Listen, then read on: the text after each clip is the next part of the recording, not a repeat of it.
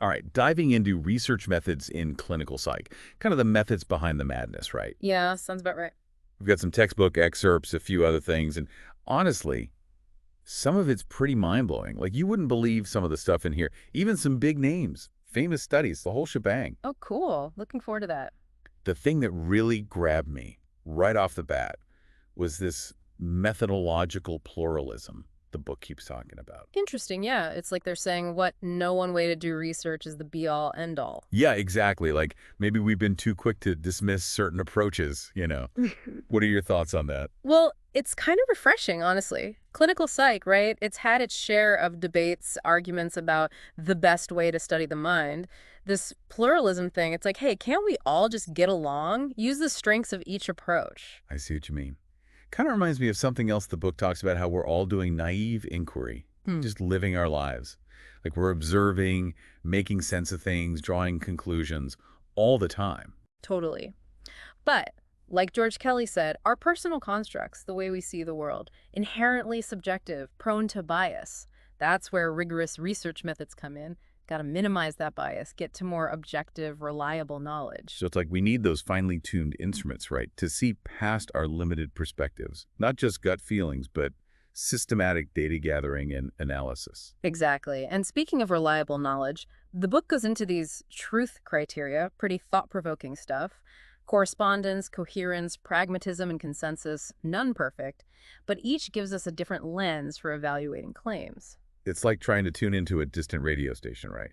Got to adjust that antenna, find the frequency, listen for echoes to be sure you're getting the clearest signal. Love the analogy. And it leads right into this pluralist epistemology, which basically says the most valuable knowledge comes from considering multiple viewpoints, multiple sources, no one definitive answer, maybe. Okay, so big picture philosophy of research, that's great. But the book also gets into the practical stuff, the different types of research out there. One distinction they make is pure versus applied research. Is that a hard line or more of a spectrum? Definitely more of a spectrum. Pure research, it's all about expanding fundamental understanding, right? Applied research, it's about solving practical problems. But they feed into each other, like applied research builds on the foundation of pure research. I get it. Pure research is like exploring uncharted territory, and applied research is building a bridge based on what you've learned. Speaking of bridges, the book mentions evaluation research, which I'm super interested in. What can you tell me about that? Evaluation research, it's all about assessing effectiveness, whether programs, services, they're actually working. Essential in clinical psychs, gotta know our interventions are making a real difference. Yeah, it's like holding up a mirror to your work and asking, is this really helping? Crucial stuff, especially with mental health, something so sensitive and important. Absolutely. And getting into how we understand mental health, the book talks about some big names in the philosophy of science, Popper, Kuhn, Feyerabend. Popper, for example, was all about falsifiability. Right, that a theory has to be testable, potentially disprovable. Seems pretty fundamental. Why so much emphasis on that, you think? Popper's point was, you can never truly prove a theory, but you can gain confidence if you keep trying to disprove it and fail. Like, imagine trying to braid a diamond. The more it resists shattering, the more you believe in its strength. And Popper was really critical of psychoanalysis, right? I think his focus on falsifiability tied into that. Possibly, yeah. He saw psychoanalysis as, well, kind of hard to test, hard to potentially disprove. Explanations so broad, so flexible, they could almost explain anything. Made it tough to determine scientific validity. So Popper was all about putting those theories through the ringer. What about Kuhn? He's the one with the paradigm shifts, right? Hmm. What exactly does that mean for scientific progress? Kuhn saw scientific progress, not as a smooth, gradual thing, but more like revolutions happening. Science works within a paradigm, shared assumptions, methods, until anomalies pile up, a new paradigm emerges, lots of debate, upheaval. It's like we're wearing these glasses that color how we see the world, and bam, new glasses. Everything looks different. Perfect analogy. And Kuhn's ideas make you wonder, does clinical psychology even have a dominant paradigm? Or are we still pre-paradigm with all these competing schools of thought? Good question. It does feel like there's always been this tug of war between different approaches, psychodynamic, cognitive behavioral, humanistic, and so on. Do you think this lack of a unifying paradigm is holding us back? People argue both sides. Some say this diversity is a strength, lets us approach complex human problems from all these angles. Others say it fragments the field, makes it hard to build a cohesive body of knowledge. It's like trying to build a house. But everyone's using different blueprints, different materials. Could be unique, innovative, or it could collapse. And then there's Feyerabend, even more radical. He said no single scientific method guarantees progress. Researchers should be free to use any method they think is appropriate, even break the rules. Anything goes, right? Pretty bold. Any merit to his argument? Controversial, for sure. But he highlights the need for creativity, flexibility. Sometimes the biggest breakthroughs come from stepping outside the box, challenging conventions. So rigor is important, but so is being open to new ideas, unconventional approaches. Tricky balance, right? Absolutely. Rigor and creativity, two essential ingredients for scientific progress. Speaking of recipes, the book also looks at how clinicians actually UEC research, different models of practice. Seems like a whole spectrum out there. Yeah, on one end, you've got the intuitive practitioner, the clinician who relies mostly on experience, intuition, not so much on research evidence. Experience is great, but it can be limiting too. It's like navigating a city with no map. You might find your way around, but you'll miss some stuff, take some unnecessary detours. Then you've got the scientist-practitioner model, kind of the ideal. Integrating research and practice, using findings to inform decisions, contributing to knowledge through their own research. Sounds amazing, but isn't it a little idealistic? I mean, how many clinicians have the time, the resources, to juggle a full practice and do research effectively? What do you think? You're not wrong. It's a tough gig, being a scientist practitioner. Takes serious time, energy, resources that many clinicians just don't have. But maybe it's more about striving for that ideal, even if we don't always fully reach it. So it's about the mindset, even if not everyone's publishing groundbreaking studies. Being curious, critical, engaged with research. Exactly. Integrating it into practice, even in small ways, staying up to date, that's huge. Makes sense. The book mentions a few other models, right? Curious to hear more about those. There's the applied scientist, similar to the scientist practitioner, but more focused on taking those research findings and applying them to specific practical problems, turning blueprints into buildings. And clinical scientists, is that more for folks who are primarily focused on research? Yeah, in this model, the clinical psychologist, IS, primarily a researcher, studying clinical phenomena, maybe not even providing clinical services, dedicated to expanding our understanding through rigorous research. So like explorers, venturing into the unknown of the mind, mapping the terrain, bringing back valuable intel. Exactly. And then the evidence-based practitioner, using the best research evidence to make clinical decisions. Seems like any clinician could aim for that, regardless of research experience, right? Absolutely. It's about using research as a compass, relying on the most reliable findings to make informed decisions about everything, assessment, treatment, the whole 9 yards. So a whole spectrum of ways clinicians can engage with research, from intuition to dedicated science. Seems like there's a place for everyone. Totally agree. It's about finding what fits your interests, your skills, your resources, and committing to being a lifelong learner. Lifelong learner. Love that. But what's the engine driving that learning? What motivates psychologists to do research in the first place? Got to be multiple factors, I guess. There are. Sometimes it's pure curiosity, that human drive to understand. Psychologists were fascinated by the mind, those mysteries of thought, emotion, behavior. That sense of awe and wonder, like looking at the night sky, right? So much we don't know, and the pursuit of knowledge is just compelling. And skepticism, healthy critical thinking that questions what we think we know. Psychologists are often skeptical of easy answers. Got to test those claims rigorously. If it sounds too good to be true. Right. Good researchers, they approach things critically, always looking for that supporting evidence. And then altruism, the desire to help, to make things better, to ease suffering. Many psychologists, they're driven by compassion, wanting to use what they know to improve lives. It's that spark of hope you see when someone overcomes a challenge, finds healing, the belief that we can make a positive impact through our work. And of course, there's ambition too, that desire to leave your mark, contribute to the field, get recognition. It's natural, human, and it can be a powerful driver in research, pushing boundaries, discovering something new, being recognized for it. But the best research, I think it comes from a mix of all these: curiosity, skepticism, altruism, ambition. The passion to understand, the rigor to test, the compassion to help, and the drive to achieve, that's what fuels progress. So we've established WHY psychologists do research, but how do they figure out the right questions to ask? Seems like a crucial first step. Oh, absolutely. A well-defined research question. That's the foundation of any good study. It sets the direction, the scope. But with so many potential questions, how do they choose which ones are worth pursuing? The book stresses specificity, being able to answer the question, and relevance to existing literature. The question should be focused enough to manage, but broad enough to be meaningful. Like setting out on a journey.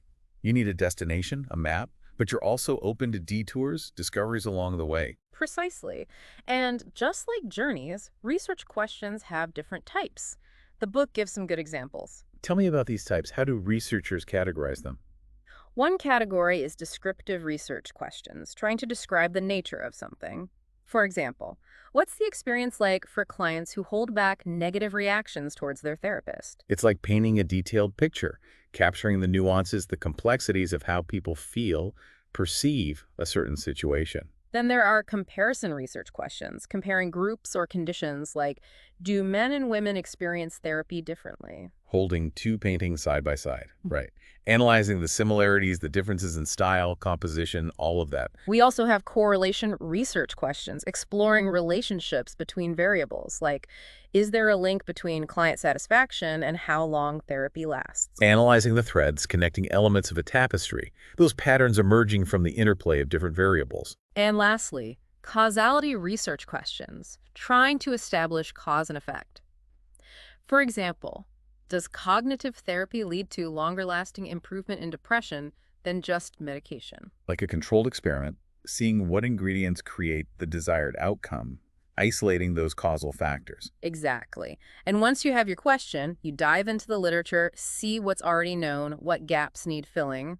The book mentions some helpful resources, PsychMFO, Medline.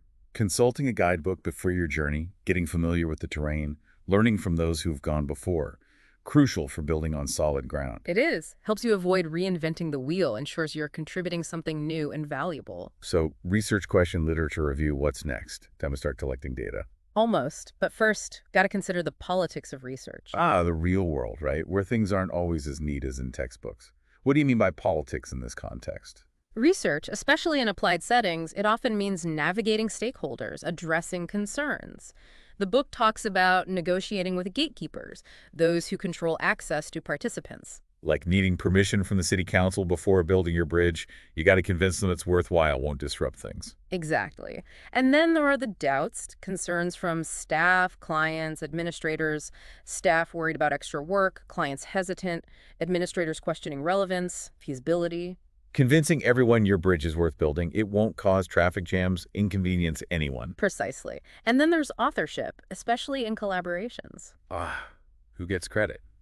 Can be tricky. It is.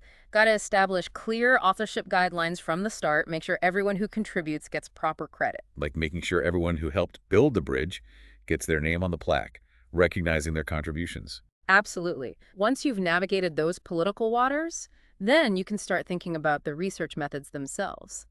The book gives a great overview of the differences between quantitative and qualitative approaches, two distinct paths in the research landscape. Quantitative being the numbers, stats, path, and qualitative exploring words, narratives, lived experiences. Two different ways to climb the same mountain, so to speak. Exactly. Quantitative research is like using a ruler to measure your bridge. Qualitative is like interviewing the people who'll be using it, understanding their needs, perspectives. Two valuable tools, each with strengths and limitations. Precisely. And within those broad categories, a whole bunch of specific methods to choose from, each suited to different questions, different situations. Like a workshop full of tools, right? Yeah. Screwdrivers, hammers, saws, wrenches. The skilled researcher knows which one to use for the job. And the book dives into the nuances, the strengths, weaknesses, helping us understand when and how to use them effectively. This is where it gets really interesting, right? Getting into the specifics of each method, how they can answer certain questions. Exactly. And even within those methods, there are distinctions.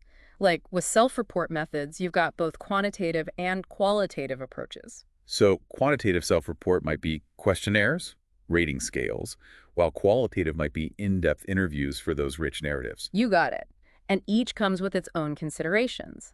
Quantitative self-report, for example, the way you word those questions, the response options, that can really influence the answers you get. Like building a bridge with flimsy materials. Got to be careful. The whole thing could collapse under the weight of poorly worded questions, confusing choices. And there's the problem of response sets, like acquiescence bias, where people just tend to agree, regardless of what's being said. So it's not just asking the right questions. It's asking them in a way that gets you accurate, meaningful data. Absolutely. And with qualitative, in-depth interviews, it's a different skill set.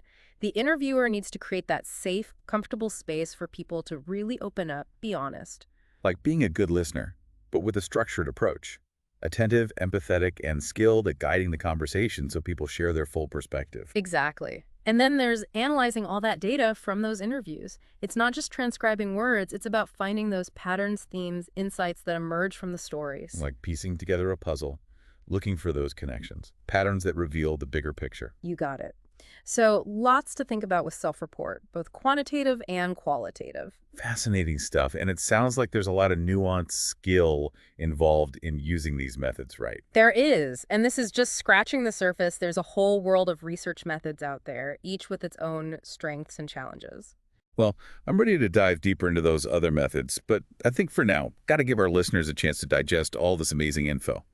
We'll be back soon with part 2 of this deep dive, where we'll explore even more fascinating aspects of research methods in clinical psychology. Stay tuned.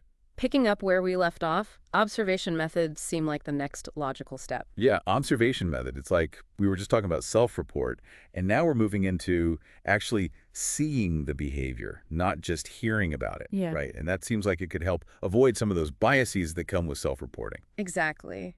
With self-report, you're relying on memory, on people's perceptions, which can be unreliable. But observation, you're witnessing it firsthand. It's like the difference between reading a play and actually watching it performed live. I get it, yeah.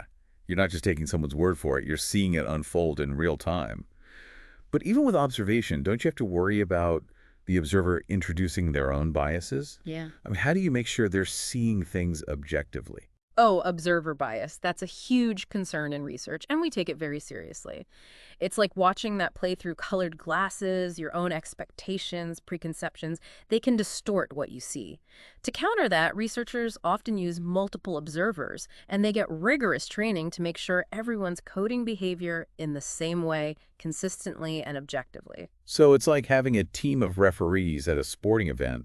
They all have to agree on what's a foul, what's a point, everyone's on the same page. Exactly. And just like there are different ways to watch a play, different seats in the theater, different perspectives, there are different approaches to observation too. You've got qualitative observation, where the focus is on capturing rich descriptions, understanding the meaning of the behavior in context. So that could be something like participant observation, Yeah. right? Where the researcher actually immerses themselves in the setting, becomes part of the action. Right, like joining the cast of the play, experiencing the dynamics firsthand. Ethnography is another example where you really dive deep into a culture, a social group, trying to understand their beliefs, values, practices. And text-based research, too, where you're analyzing written or spoken communication, therapy transcripts, online forums, things like that, like studying the script of the play, even if you didn't see the performance. But what about quantitative observation? How's that different? Quantitative observation, it's more about systematic, structured data collection. It's like using a stopwatch to time each scene in the play or counting how many times a specific line is spoken, quantifying behavior, often with numbers. So less about interpretation, more about objective measurement. I guess both qualitative and quantitative observation have their place, depending on what you're trying to find out. Absolutely. The best method always depends on your research question and what you're aiming for. And sometimes you even combine both approaches to get a more holistic picture. It's like using both a microscope and a telescope to study the universe, right? Each reveals different aspects of the same reality. But before we move on from observation, I'm curious about reactivity. If people know they're being observed, will that change how they act? Reactivity is definitely something to consider, and researchers have ways to minimize it. Sometimes they use unobtrusive methods where people don't even know they're being studied. Other times they might get participants used to being observed, so their behavior becomes more natural over time. So making the observation as invisible as possible so people don't feel self-conscious, don't change how they normally act. Exactly. The goal is to capture authentic behavior as it naturally happens. Now, switching gears a bit, let's talk about small N designs, a type of research that's especially useful in clinical settings. I've heard of those, yeah. Small N, meaning a small number of participants, often just 1 or 2 people, right? Yeah. What makes them so valuable, especially in clinical psych? Well, small N designs let you really delve into individual differences, provide insights into the complexities of human behavior. Traditional research often focuses on group averages, which can hide individual variations. But with small N, Each participant is a unique case, and you study their behavior over time in depth. It's like using a high-powered microscope to examine a single specimen in detail. You see all the intricate details you might miss otherwise. That's a great analogy. Seems like these designs would be perfect for studying rare conditions, unusual cases where you might not have a lot of participants to work with. Absolutely. They're also incredibly helpful for evaluating treatments for individual clients. Imagine you're working with someone who has a really unique set of challenges, and you want to see if a specific therapy works for them.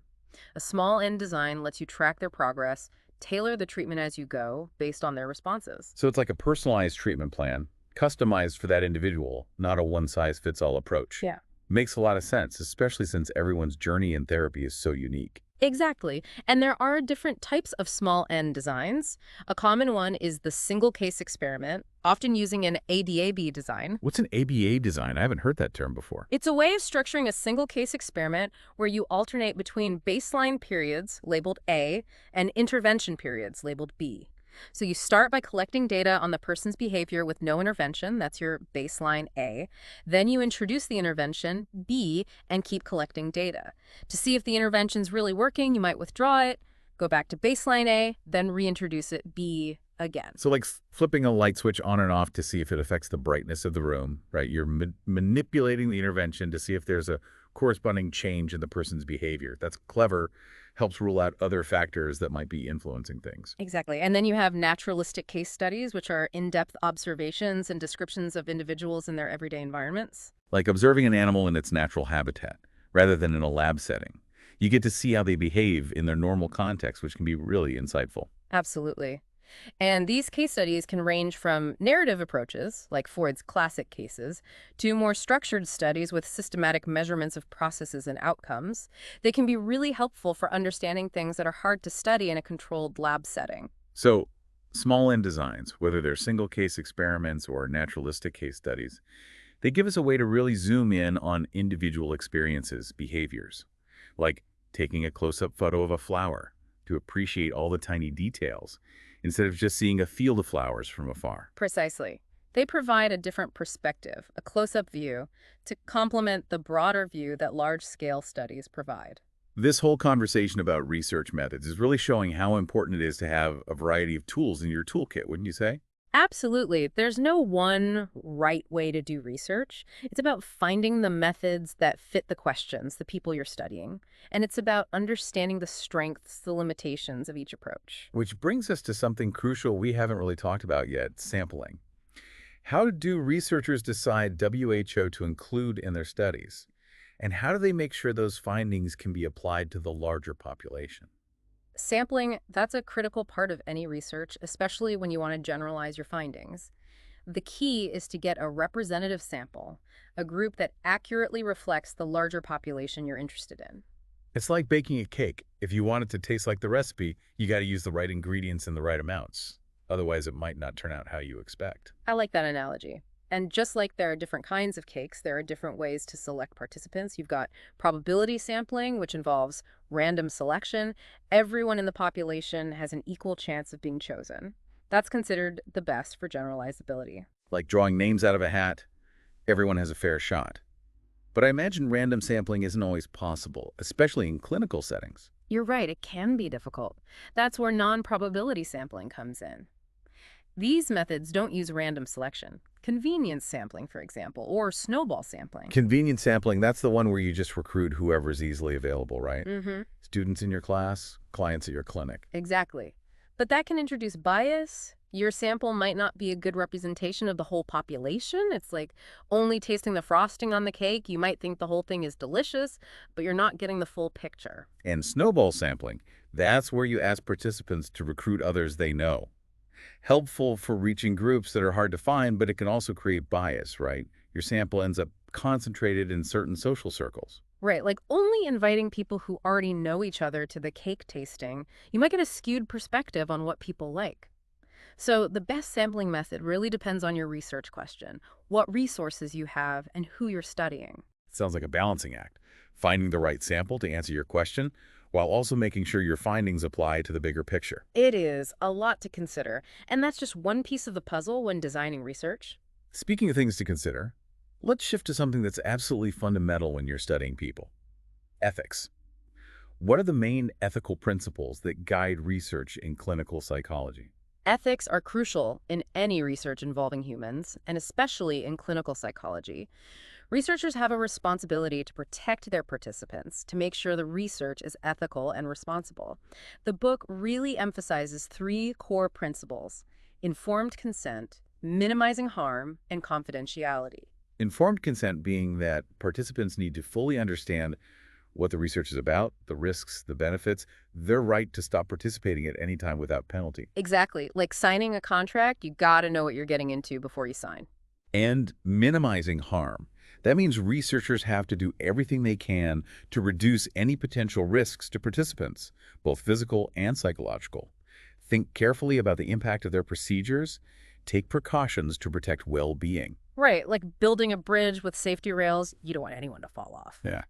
And confidentiality, that's about protecting privacy, keeping the data secure. It's like keeping a secret recipe locked away. Yeah. You don't want just anyone to get their hands on it. Exactly. And these ethical principles, they apply to all research no matter what methods you're using. So quantitative surveys, qualitative interviews, single-case experiments, they all need to be done ethically with respect for participants' rights and well-being. Absolutely. Ethics are built into good research practice. Now, we mentioned evaluation research earlier, and I'm really interested to hear more about it. What makes it unique? Why is it so important in clinical psych? Evaluation research, it's all about figuring out if programs and services are actually working, if they're worthwhile. Like taking your car for a tune-up, you want to make sure it's running smoothly and efficiently. That's a great analogy. We invest so much in developing and implementing these programs, but we need to take a step back and ask, are they really doing what they're supposed to be doing? Exactly. And the book presents a really systematic way to approach evaluation research, starting with two basic questions. What is the service trying to achieve, and how will we know if it's successful? Those seem like simple questions, but I bet they could be tough to answer sometimes in practice. You're not wrong. It takes a clear understanding of the goals, the target population, the intended outcomes. Like planning a road trip, you need to know where you're going, who you're taking with you, and what you want to do along the way. And I imagine different people involved, different stakeholders, might have different ideas about what counts as success for a program. Absolutely. That's why it's crucial to talk to everyone involved throughout the evaluation. Clients, staff, administrators, funders, even the community. It's like getting feedback from everyone who went on that road trip. The passengers, the driver, the mechanics, even people you met along the way. So you're getting a well-rounded perspective, taking into account everyone's experiences. That's got to be important for understanding the real impact of a program. Exactly. And the book presents a helpful model for this. Donna Bedian's structure, process, and outcome model. It's a framework for evaluating healthcare services. I've heard of that, yeah. Can you remind me what those three parts are again? Structure is the resources that are available, process is the activities involved, and outcome is the effects on the clients. Think of evaluating a restaurant. You might look at the ambiance, the decor, that structure, the quality of the food, the service process, and whether you enjoyed the meal, if you'd recommend it, that's outcome. So looking at the whole experience, not just one piece of it, the context, the delivery, and the impact.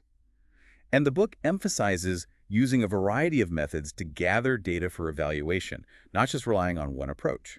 Right. It's about choosing the right methods for the questions you're asking, the type of program you're evaluating. Surveys, interviews, looking at records, focus groups, observations, they can all be valuable tools. Like using different tools to assess a car's performance, a diagnostic test, a tire pressure gauge, a visual inspection. So using both quantitative and qualitative methods to get a complete picture of the program's strengths and weaknesses, how it's affecting participants, and its overall value. Exactly. And once you have all that data, it's time to analyze it and draw some conclusions. Which brings us to the final stage of the research process, analyzing and interpreting the findings. This is where you make sense of all that data, try to answer your research question. It's like putting together a puzzle, all those pieces fitting together to reveal the bigger picture. Exactly. And the book talks about the difference between qualitative and quantitative analysis. Qualitative analysis, that's finding themes, patterns in words, narratives, experiences. Like reading a novel and paying attention to the recurring motifs, the characters' motivations, the overall themes that emerge. And quantitative analysis, that's using statistics to test hypotheses, draw conclusions from numerical data, like looking at the sales figures for your restaurant, searching for trends, comparing different periods, figuring out what might be influencing the numbers. Both approaches have their strengths, and often they can work together, complement each other. Absolutely. And when it comes to quantitative analysis, the book highlights the importance of statistical significance, effect size, and clinical significance. Can you remind me what those mean? I always mix them up. Sure. Statistical significance, that tells you if your results are likely due to chance or not. Effect size tells you how big the effect is, how much of a difference the intervention made. And clinical significance tells you if the effect is actually meaningful in real-world terms. It's like evaluating the results of your car tune-up. Did it actually make a difference that wasn't just random?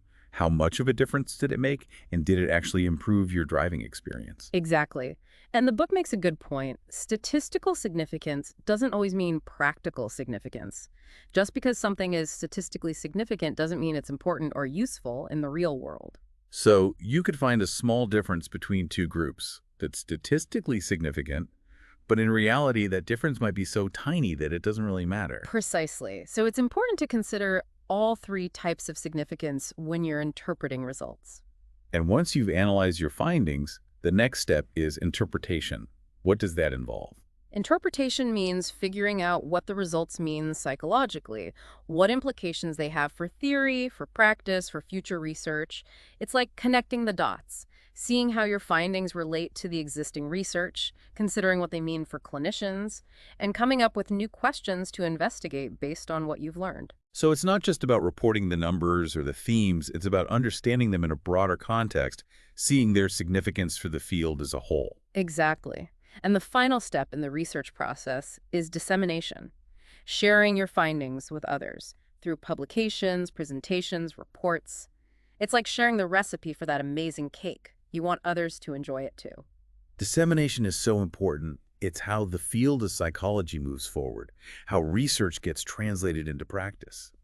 It's like building a bridge between research and the real world, so clinicians can actually use the latest discoveries. And the book stresses the importance of writing clearly and concisely and tailoring your message to your audience. You wouldn't use all sorts of technical jargon when you're explaining your research to a group of kids, right? No way. You'd use language they understand, that they can relate to. It's about making research accessible to everyone, clinicians, policymakers, the public. And that's not always easy, is it? Making complex research findings easy to understand can be a real challenge. It can be, but it's a challenge worth tackling. Because what's the point of doing all this research if no one can understand or use it? That's a good point. And the book also acknowledges that getting your research published can be tough. Peer review can be rigorous, rejection rates are high. It's like trying to get your cake featured in a fancy baking competition. You have to meet high standards, impress the judges. Exactly. But the rewards can be huge, both for the researcher and for the field. Publishing lets you share your knowledge, contribute to the scientific literature, and maybe even influence how clinicians practice. It's like building a bridge that lasts, a real contribution to the world. Indeed. And speaking of bridges, I think we've covered a lot of ground in this deep dive. We have. We've gone from sampling and ethics to specific designs like small N studies and all the details of quantitative and qualitative approaches. And we've talked about the philosophy behind research, the challenges of doing research in real-world settings, and how important it is to communicate clearly, to share your findings. But there's always more to explore. Which is why we'll be back with part 3 of this deep dive. Join us as we go even further into these concepts and explore what it all means for clinical practice. Welcome back, everyone. Over the last 2 parts, we've been really digging into research methods in clinical psychology. We've covered a ton: philosophy, design, sampling, ethics, you name it. But this idea of methodological pluralism, it keeps coming up, doesn't it? You're right, it's a central theme. It's like recognizing that there isn't one single path to the truth when it comes to research. Like, think of climbing a mountain. There are multiple routes, each with its own view, its own challenges, and sometimes you need to try different routes to really understand how complex that mountain is. I love that analogy, and it makes so much sense for clinical psych, right? We're dealing with human experience, and people are messy, unpredictable. They're not like atoms behaving in a neat, predictable way. We're complex, we contradict ourselves, we're constantly changing. Exactly. Trying to fit all of human experience into one research approach, it just wouldn't work. That's where mixing quantitative and qualitative methods gets really powerful. Quantitative gives you the numbers, the stats, the hard evidence. Qualitative adds the richness, the stories, the context, the deep understanding of what individuals are actually going through. Like using a map A and D, Mhm. a compass to navigate. Right. The map gives you the overview, but the compass helps you find your way within that landscape, make sure you're headed in the right direction. And the book we've been talking about, it really stresses triangulation, using multiple methods to get a more complete, nuanced understanding. Like looking at a sculpture from all sides, each view shows you something different, but it's putting those views together that lets you really appreciate the whole thing. So cool. And this pluralism thing, it's not just about different methods, is it? It's also about different theoretical perspectives, different schools of thought. They can all offer insights, even if they seem contradictory at times. You're spot on. We talked about how clinical psych doesn't really have one dominant paradigm, one grand theory that explains everything. We've got psychodynamic, cognitive behavioral, humanistic, and so many others, each with strengths, weaknesses. Instead of seeing them as fighting for dominance, maybe it's more about seeing them as different lenses, each helping us understand human behavior in a different way. So it's not about finding the one right approach. It's about having a bunch of tools and knowing which one to use for the job. Exactly. And this leads to another key point the book makes about critical thinking and research. We can't just take findings at face value. Got to think about the methods, the limits of the study, the potential biases. Because as we've seen, research isn't just blindly following a recipe. It's asking good questions, challenging assumptions, really looking at the evidence. It's about being skeptical, even about our own biases. Absolutely, skepticism is essential, and that's where replication comes in. One study isn't enough to prove anything. We need multiple studies, different researchers, different methods to back up the findings and make us more confident in the results. It's like building a bridge with extra supports. The more supports you have, the stronger it is. Right. And even then, we have to be careful about generalizing those findings too far. Right, external validity, that's always a concern. Just because something works in a research setting with a specific group of people doesn't guarantee it'll work for everyone, everywhere. Context is important. It's about humility, realizing our research has limits, always trying to do better, understand more. Science is a process, not a finish line where we have all the answers. So well put. So as we wrap up this deep dive, what do you think is the most important takeaway for our listeners? That's a good one. I think for me, it's that research is a journey. It's exploring, discovering, thinking critically. And it's a journey everyone can be part of, whether you're doing research yourself or just trying to make sense of what you read. I love that. We're all drowning in information these days, news, social media, ads, everything. Being able to think critically about that information, to ask questions, look for evidence, be cautious about easy answers, that's more crucial than ever. So next time you see some research finding that sounds too good to be true, or a headline that makes you go, wait a minute, remember what we've talked about. Don't just accept it. Dig a little deeper. Be critical. Look for evidence. And remember Feynman's famous quote, "The first principle is that you must not fool yourself, and you are the easiest person to fool." Wise words. For research AD. For life in general. Couldn't agree more. And on that note, I think we've reached the end of our deep dive into the fascinating world of research methods in clinical psychology. It's complex stuff, but hopefully we've shown how important research is for understanding ourselves, understanding the world. It's a journey of discovery, and there's always something new to learn. Thanks for joining us, everyone. Hope we've piqued your curiosity and maybe inspired you to think a little more critically about the information you encounter. Until next time, keep exploring, keep asking those tough questions, and keep diving deep.